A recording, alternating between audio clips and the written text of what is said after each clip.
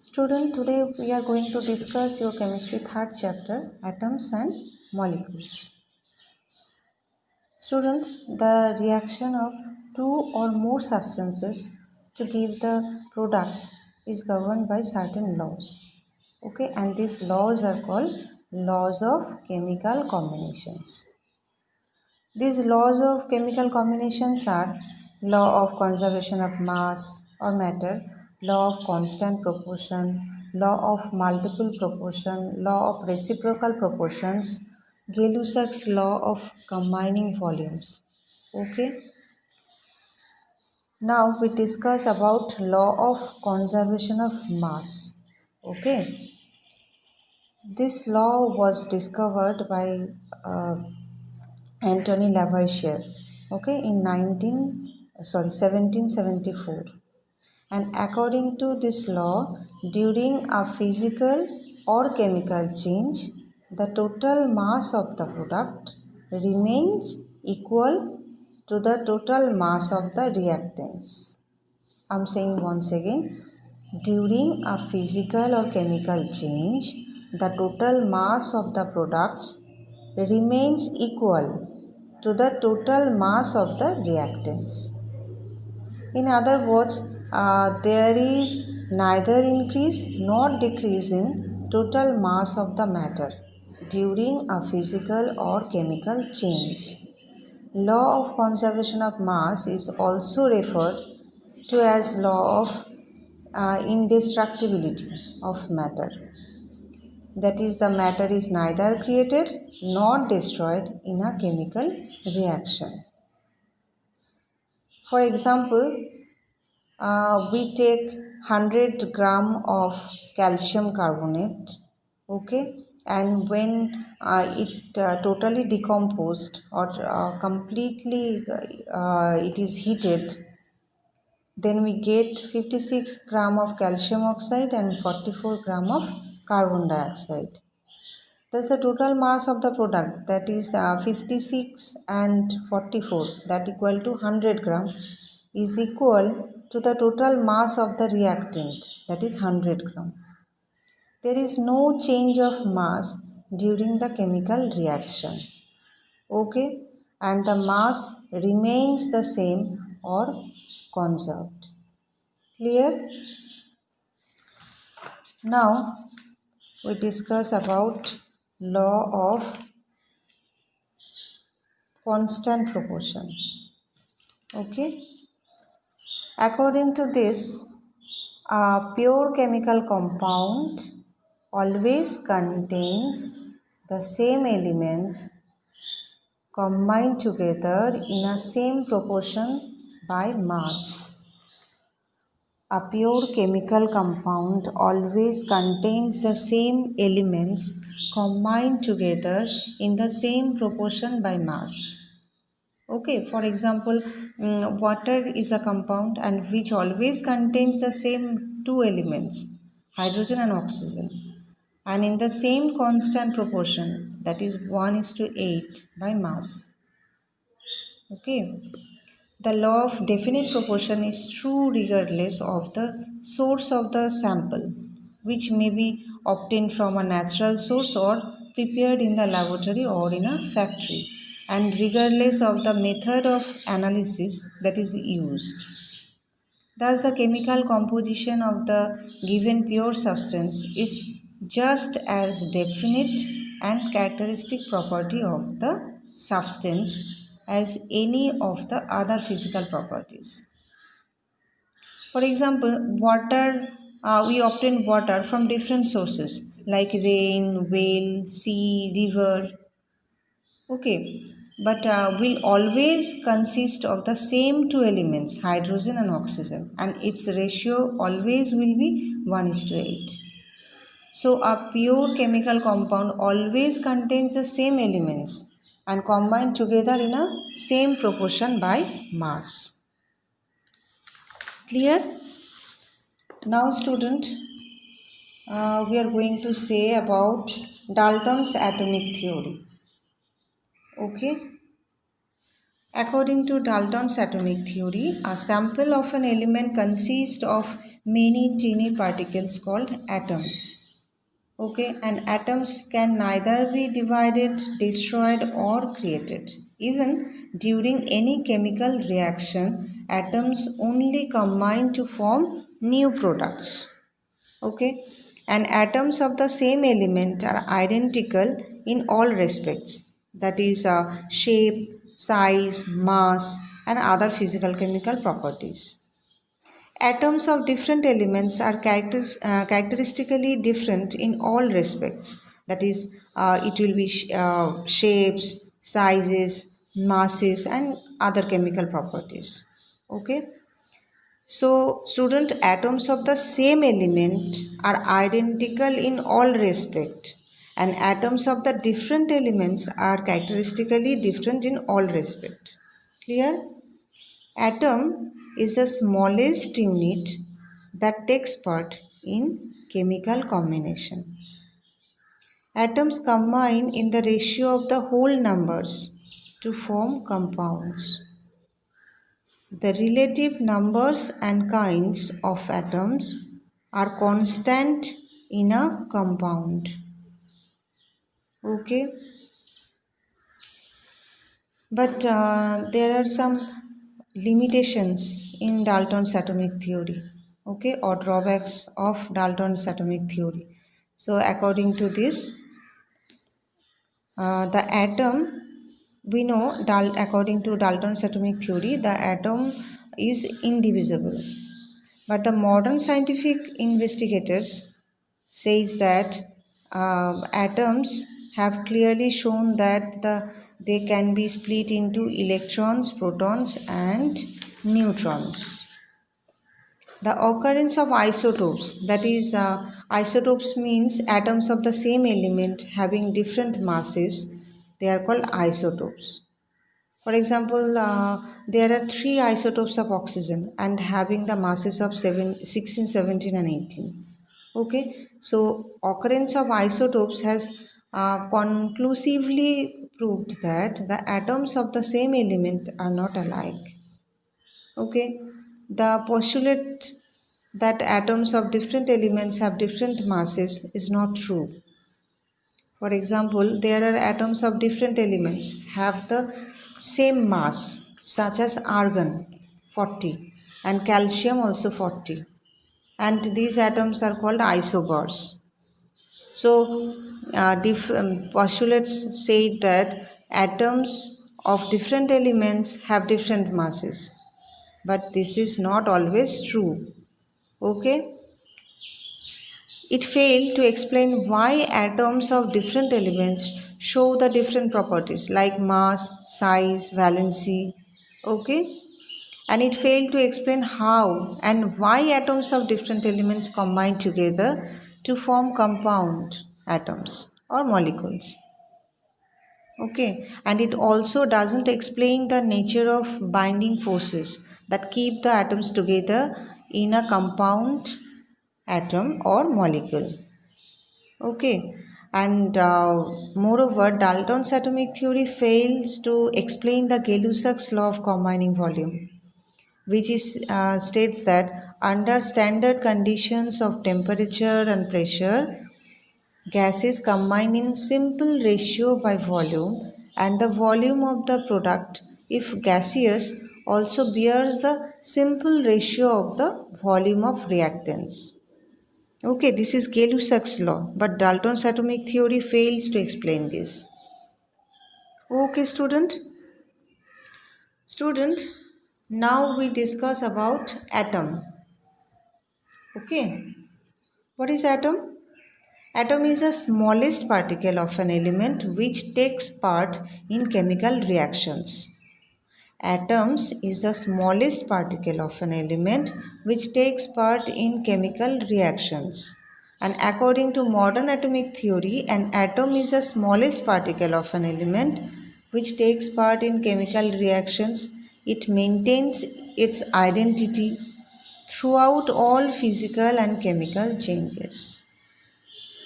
Okay, and atoms of elements are quite reactive, and therefore normally do not exist in the free state except the atoms of the noble gases. Okay. Student, it has been found that the atoms of all elements are made up of from three basic particles, and that the atoms of different elements contain different numbers of these three particles. The particles are electron, proton and neutron. Since an atom has no overall charge and the number of electrons outside the nucleus is equal to the number of protons inside the nucleus, and atoms are so small that we cannot see them even with a microscope. Okay, and atoms are the building blocks of the matter, and they are very small and cannot be seen even by the most powerful microscope. Okay, student, there is an table for you. Name of the elements and their symbols. Look at here, student. Here are name of different elements and their symbols also given here. You have to learn this table. Okay. Name of the elements and their symbols. Okay, student. Such as hydrogen expressed as H, helium He, boron B, carbon C, nitrogen N, sodium Na, magnesium Mg, aluminium Al, phosphorus P, chlorine Cl, potassium K, iron Fe. So these are the different symbols of the different elements. Learn properly this table. Okay, student. Now we discuss about the significance of the symbol of an element. Okay, so a symbol of an element represents name of the element, one atom of the element, a definite mass of the element equal to atomic mass expressed in grams, and moreover one mole of atoms of the elements, that is 6.022 into 10 to the power 23 atoms of the element. Okay, student.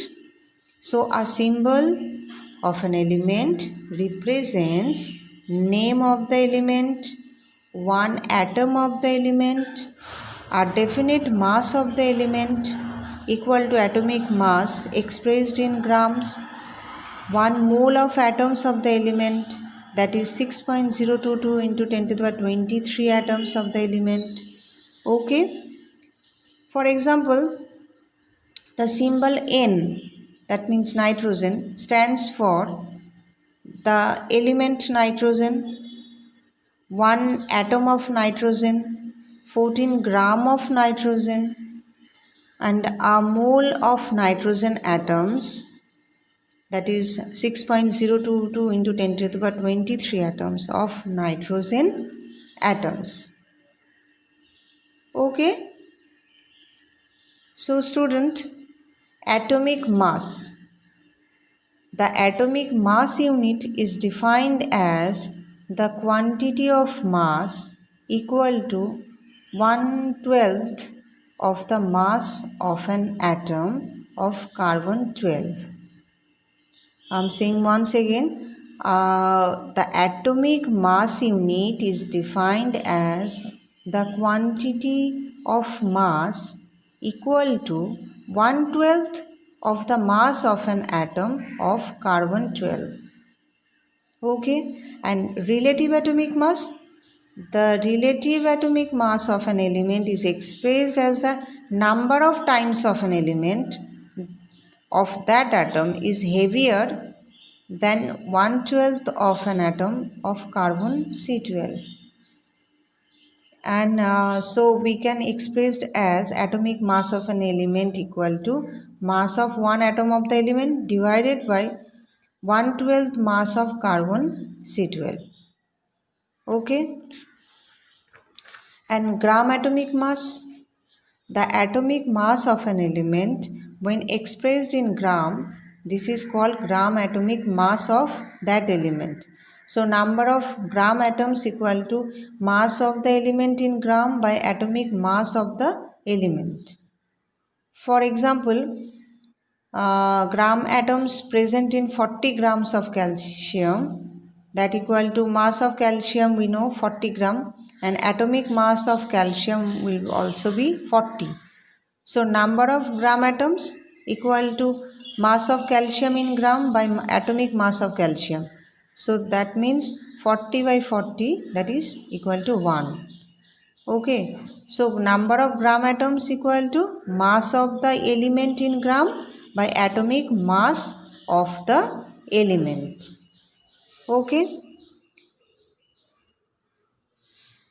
now student, we are discussing about molecule.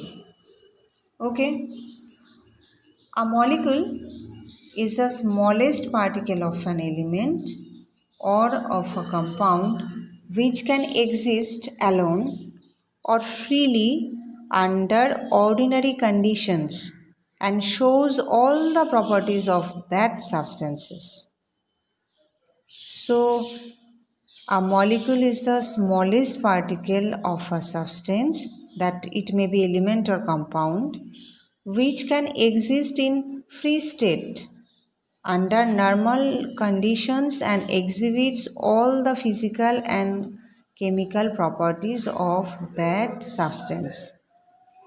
For example, a molecule of chlorine is made of two atoms of chlorine, and chlorine molecule is diatomic, therefore it denoted by Cl2. Similarly, a molecule of ozone is triatomic, that it consists of three atoms of oxygen and is represented by O3. Okay. A molecule of cane sugar, which contains 12 carbon atoms, 22 hydrogen atoms, 11 oxygen atoms, and it is represented as C12H22O11. Okay.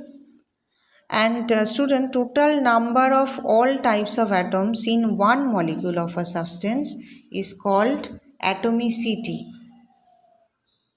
The total number of all types of atoms in one molecule of a substance is called its atomicity. The atomicity is 2 in H2, because number of total atoms of hydrogen here 2, so its atomicity will be 2. Atomicity of H2O will be 3, because 2 hydrogen atom and 1 oxygen atom, so total number of atoms will be 3, so its atomicity also will be 3. Okay, a molecule may therefore contain one or more kinds of atoms, and based upon the number of atoms in the molecules, it can be classified as monoatomic molecule, polyatomic molecules. Okay, and polyatomic molecules we can say diatomic molecules, triatomic, tetraatomic, pentaatomic. Okay, monoatomic molecules. Mono means one. So molecules consisting of only one atom, such as noble gases, helium, neon, argon, krypton, they are monoatomic molecules.